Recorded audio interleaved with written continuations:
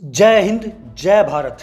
हमारे देश की आज़ादी लगभग 100 वर्षों के समय में कई हजार देशभक्तों के बलिदान के द्वारा प्राप्त हुई है।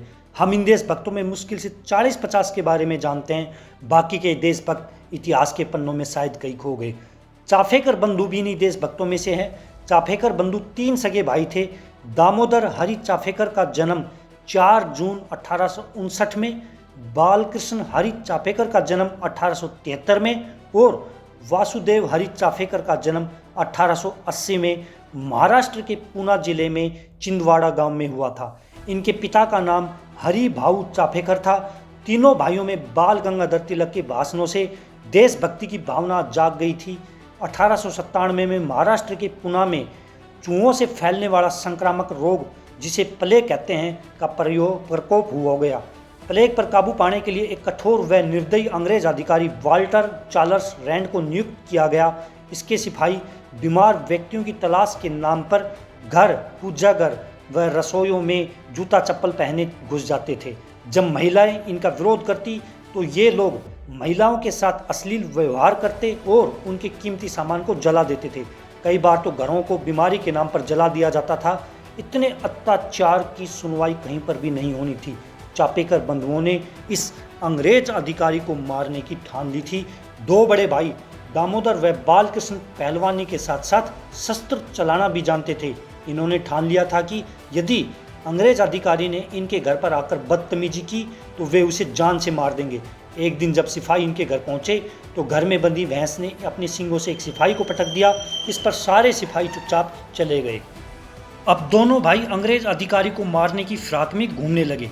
22 जून 1897 को इंग्लैंड की रानी विक्टोरिया के राज्याभिषेक की हीरक जयंती के स्थान पर दोनों भाई महादेव रानाडे को भी साथ लेकर चार्ल्स को मारने के लिए चले गए, परंतु चार्ल्स वहां पर मौजूद नहीं था। इनको मालूम हुआ कि चार्ल्स शाम के वक्त गवर्नमेंट हाउस में बड़े समारोह में जरूर आएगा। ये गवर्नमेंट हाउस के पहुंच गए और यहाँ पर भीड़ ज़्यादा थी, इसलिए ये वापस आने का इंतजार करने लगे। अंत में रात 12 बजे समारोह संपन्न हुआ। कार्रवाई करने का यह सही वक्त आ गया था।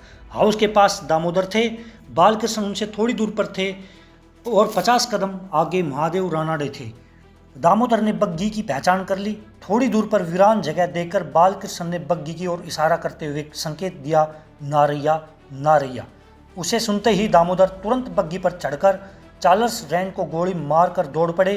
पीछे आ रही बग्घी जिसमें आयरिस्ट मौजूद थे, उस बग्घी पर बालकृष्ण चाफेकर ने चढ़कर आयरिस्ट को भी मार दिया। दोनों अधिकारी मारे गए और दोनों क्रांतिकारी भाग गए। पुलिस अधिकारी बुरीन को 2 महीने तक इस हत्या का कोई सुराग नहीं मिला। अंत में बुरीन ने इस हत्यारे के बारे में बताने वाले को 20,000 रुपये के इनाम की घोषणा की। 2 भाई गणेश शंकर द्रविड़ और रामचंद्र द्रविड़ इस लालच में फंस गए। उन दोनों ने चाफेकर बंधुओं के बारे में बता दिया। इस सुराग पर दामोदर को पकड़ लिया गया, परंतु बालकृष्ण भूमिगत हो गए। 18 अप्रैल 1898 को दामोदर को फांसी पर चढ़ा दिया गया। बालकृष्ण कुछ दिन भूमिगत रहे। पुलिस वाले इनके परिवार वालों को बहुत परेशान करते थे।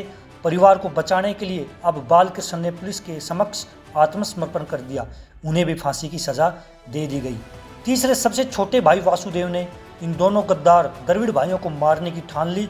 इसके लिए महादेव रानाडे का भी साथ मिल गया। एक दिन वसुदेव और रानाडे सलवार और कमीज पहनकर दोनों द्रविड़ भाइयों के घर पहुंच गए।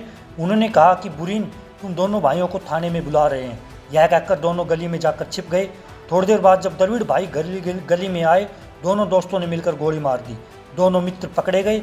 इस प्रकार वासुदेव को 8 मई, महादेव रानाडे को 10 मई और बालकृष्ण को 12 मई को फांसी पर चढ़ा दिया गया। इस प्रकार इन चारों की कुर्बानी इतिहास के पन्नों में कहीं गुम हो गई। धन्यवाद।